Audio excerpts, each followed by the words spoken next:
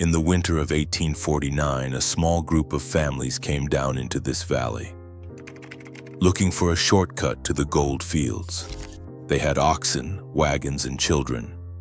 By the time they reached the valley floor, they had almost no water left. For weeks they wandered. They burned their own wagons for firewood. They dried the last of their oxen into strips of meat, and they walked out on foot. And as the ones who lived finally climbed the mountains on the far side, one of them turned around, looked back at the empty ground behind them, and said 4 words: "Goodbye, Death Valley." The name stuck. Here is the part they did not know as they walked away. They had only crossed it in winter. They never saw what this place does in July. Because this valley sits lower than the sea, the ground here has been measured hot enough to cook meat. It is the driest, hottest open country on the whole map of the land, and every year more than 1 million people drive into it, most of them in cars, most of them sure they will be fine. A flat basin below the ocean where the air itself turns into an oven. A dry lake bed so far from any road that one flat tire can be the end. And near the top of this list, a mountain, right here in the hottest place on the planet, where the thing that kills you is the cold. These are places people are warned to stay out of. Rangers plant red signs at the trails that just say, "Stop." Gates get locked every summer, and on the worst days, the rescue helicopters cannot even fly because the air is too thin and too hot to lift them. I have read the old ranger logs, the search reports, the stories that get passed around the gas stations out here. And I have pulled 10 of them together. 10 places in Death Valley that kill the ones who are not ready, sometimes in a single afternoon. By the end, you will know why the deadliest place on this whole list is not the hottest one at all. Settle in somewhere warm. We start at number 10. Number 10 is the Great Sand Dunes out near the middle of the valley. From the road, they look like a soft golden playground. Families pull over, the kids run out. The tallest dune looks maybe 10 minutes away, but it is not. It is closer to 2 miles of loose sand, and loose sand takes 3 times the work of solid ground to cross. Out on the tallest dunes in the state, the surface can climb past 200 degrees. That is hot enough to burn the skin off a bare foot in minutes. And here is the trap. Out on the sand, every direction looks exactly the same. There is no tree, no rock, no marker, just gold hills rolling away on every side. People walk out toward that far dune, they turn around to head back, and the wind has already smoothed their footprints flat. The way home is simply gone. The rangers tell it plainly. One summer morning, 2 people set out on a nearby loop before 10. They lost which way was which. They kept walking in the heat, and one of them dropped where they stood. There was no phone signal for miles. Someone had to drive out just to call for help. The dunes look like the safest thing here. That is exactly why they are on the list. Hold that idea that it looks harmless. It runs through every place we are about to visit. Number 9 is a stretch of the valley floor with a name that tells you plenty: the Devil's Golf Course. It is not sand, and it is not smooth. It is a field of salt, dried and pushed up into thousands of sharp little spikes, some of them knee-high, all of them sharp as broken glass. The salt runs down almost 1,000 feet under your boots. The name comes from an old park guidebook back in the 1930s. Whoever wrote it said only the devil could play golf on ground this rough, and the name has been there ever since. You cannot really walk across it. Every step lands on a knife edge of salt. Trip out here and the fall does not just bruise you, it opens you up, or it snaps a bone. Now picture trying to carry a hurt person back over miles of that, with no shade in the heat. That is why it is deadly, not the fall. The getting out afterward, and on a hot afternoon the whole field starts to talk. As the salt heats up, the crystals crack and pop and ping all across the plain, thousands of tiny snaps at once. Stand there and it sounds like the ground is whispering. Rough as it is still not the fastest killer here, so keep moving down the list. Number 8 is a pair of narrow canyons that meet just off the main road, Golden Canyon, and right beside it, Gower Gulch. This is where you will find the sign, a red stop sign at the mouth of the trail that tells hikers, in plain letters, not to walk in after 10 in the morning in summer. There is no shade and no water. Nothing but soft yellow rock that throws the heat straight back at you. This is where the rescue crews do their hardest work. The famous photos, the ones of a ranger team hauling a stretcher on a single wheel up out of a canyon. A lot of those are taken right here. Someone walks in feeling strong. They turn back too late, and their body runs out of water somewhere in the middle. But heat is not the only way this place kills.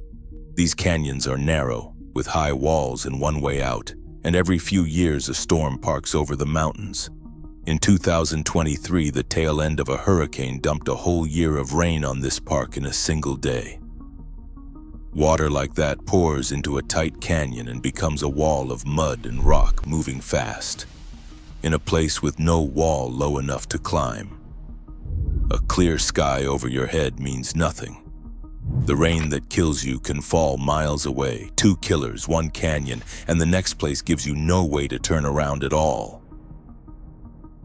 Number 7 is a rough dirt road called Titus Canyon, and this one only runs one way. 27 miles of narrow track, climbing over a pass and dropping down through the mountains. Once you start it, you are committed. There is no room to turn a car around, and you cannot legally go back the way you came. The last stretch squeezes into a slot less than 20 feet wide, with rock walls hundreds of feet straight up. Somewhere in the middle, the road passes the bones of a town called Leadfield. It boomed for less than a year back in the 1920s on the promise of metal in the hills that mostly was not there. People rushed in, they threw up buildings, and they left almost as fast. What is left are empty shacks and open mine holes, rotten wood, loose rock, and shafts that drop into the dark without warning. Now put the two together. You are deep in a one-way canyon, no signal, a storm building over the peaks, your car quits, or the water comes down the narrows behind you. There is no other way out. The rangers barely patrol it in summer, and they say so. A road you cannot undo, that is the whole danger of it. Number 6 is not one place, it is the pattern behind a dozen of them, the ghost towns. Rhyolite, Ballarat, Panamint City. In the boom years, men poured in here chasing silver and gold, and for a few short years the towns were real. Saloons, hotels, an opera house, even a place to trade stocks out in the middle of nothing. Then the land took them back. Panamint City sat up a steep canyon, thousands of people at its peak. In 1876, a flood came roaring down that canyon and washed a good part of the town away in an afternoon. Today you can only reach the ruins on foot, a hard climb of several miles and thousands of feet up, into country with no help at the top. And then there were the men who went out alone.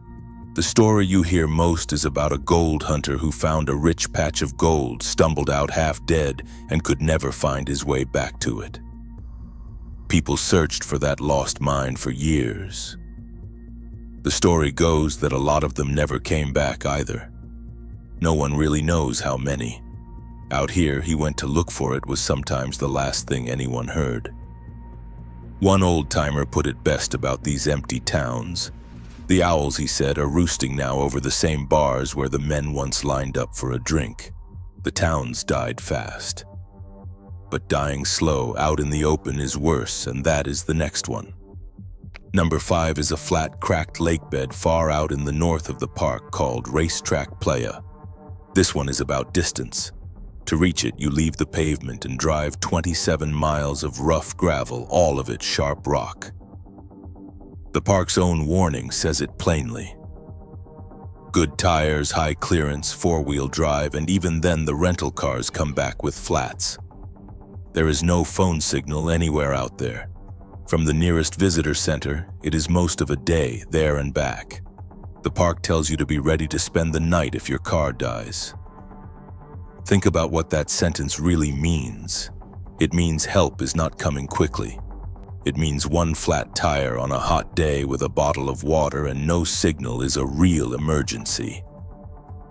The lake bed is famous for something strange. Big rocks sit out on the flat, each one dragging a long track carved in the mud behind it, as if they had slid across on their own. For years, no one could explain it.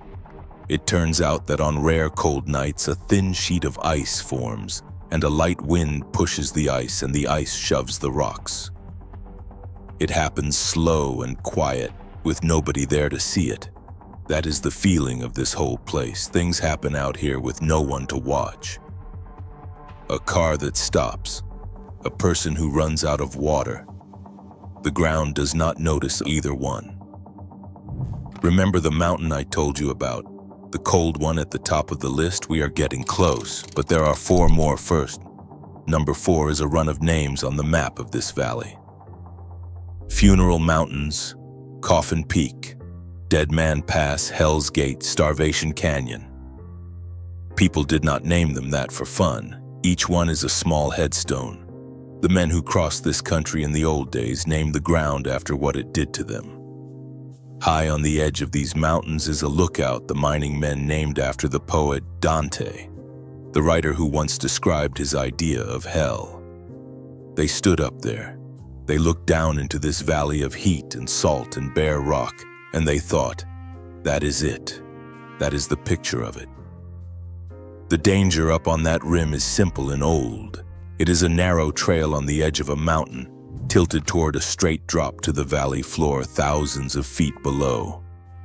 One slip on loose rock, that is all it takes. No ghost, no trick, just gravity and a long way down. And down in the passes below, the danger is the crossing itself. Bone-dry ground, wide open, with the far side always looking closer than it is. The kind of place a person sets out across in the morning, sure they will make it by dark, and does not. The names on the map were a warning. Most people drive right past them. The top 3 are the heart of it. Here is number 3. Number 3 is Furnace Creek, the hottest spot in the hottest place on the planet. This is where the record lives. On a July day in 1913, someone wrote down a temperature here of 134 degrees. On paper, that is still the hottest air ever measured anywhere in the world. Some scientists now argue that old reading was too high, that the real number was lower. Argue all they like.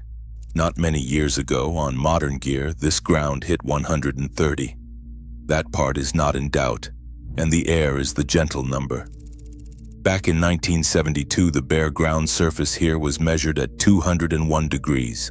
Meat cooks at a lower heat than that touch a surface out here that is only 120 for a few minutes, and it burns you deep. The cruel part is how ordinary it looks.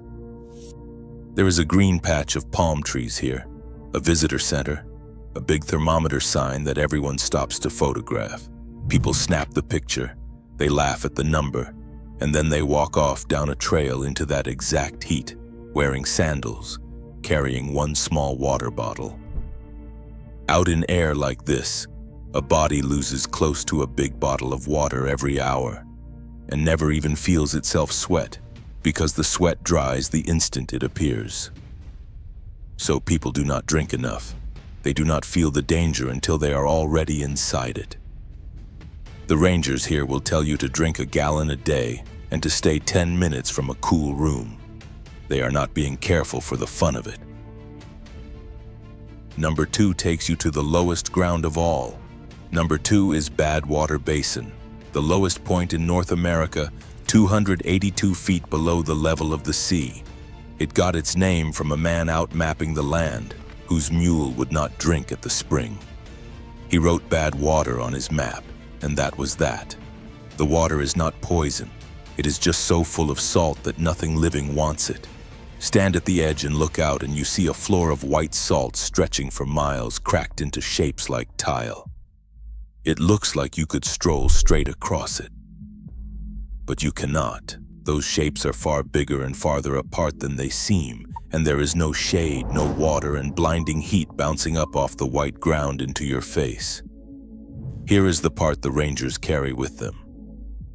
Not long ago, a group of riders came through in heavy safety gear on a day when it hit 128 degrees. Gear like that traps the heat against you. One of them did not survive the stop. Others had to be treated on the spot, out where the ambulance could barely reach. They had done nothing reckless. They had only stood for a while at the lowest place on the whole continent on the wrong afternoon. The park's advice for this spot in summer is short. Look at it from your car.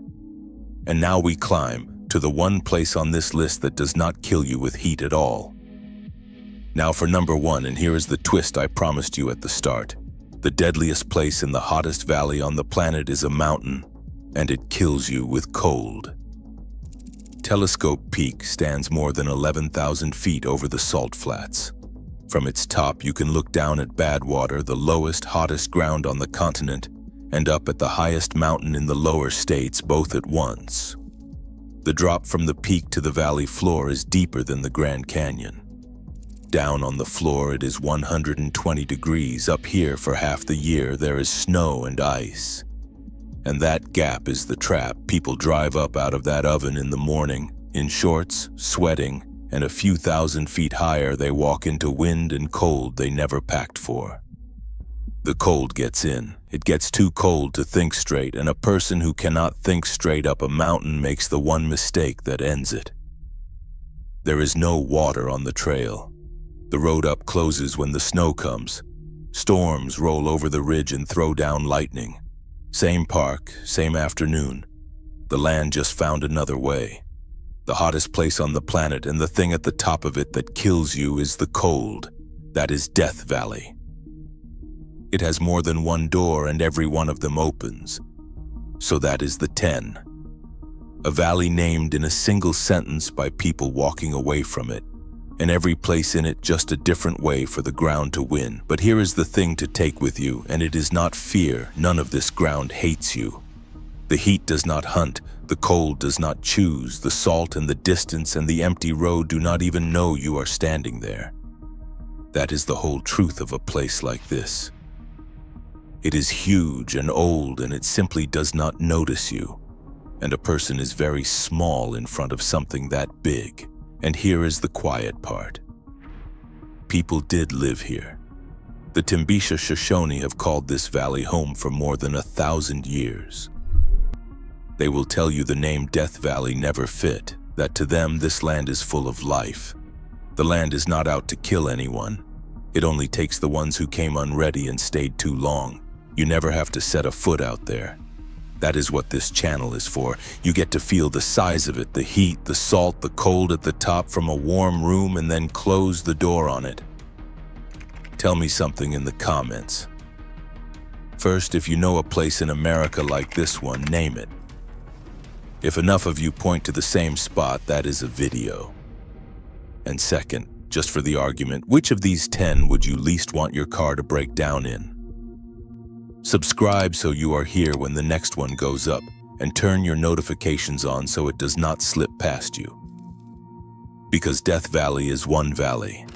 West of it, out across the map, there is a whole run of other deserts, the Mojave, the Sonoran, the Great Basin, and those do not need a whole day to finish the job. Some of them do it in hours. 9 of them are waiting on the screen right now. Some ground was never made for crossing. Keep to the warm side of the door, and I will see you at the next one.